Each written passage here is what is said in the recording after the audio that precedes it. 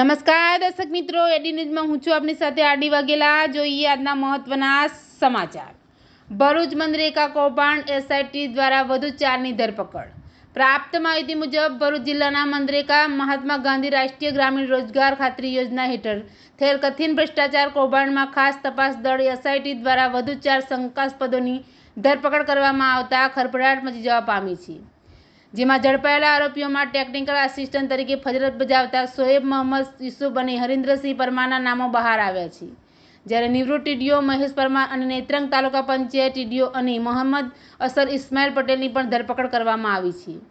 જેમાં પોલીસ સૂત્રોના જણાવ્યા મુજબ આ આરોપીઓ મનરેગા યોજના અંતર્ગત કામો ફાળવવામાં મંજૂરી ચૂકવણી અને કામગીરીના પ્રમાણપત્રો આપવા દરમિયાન થયેલી ગેરરીતિઓમાં સંડોવાયેલ હોવાનું અનુમાન છે।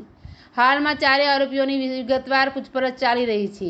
આ કેસમાં અગાઉ પણ અનેક સરકારી કર્મચારીઓ સામે કાર્યવાહી થઈ ચૂકી છે। નવા ખુલાસાઓની સાથે તપાસ વધુ ઊંડી થઈ રહી છે અને પોલીસ દ્વારા વધુ ધરપકડોની સંભાવના દર્શાવવામાં આવી રહી છે। એડી ન્યૂઝ સાથે રિપોર્ટર જયેશ પ્રજાપતિ, અંકલેશ્વર।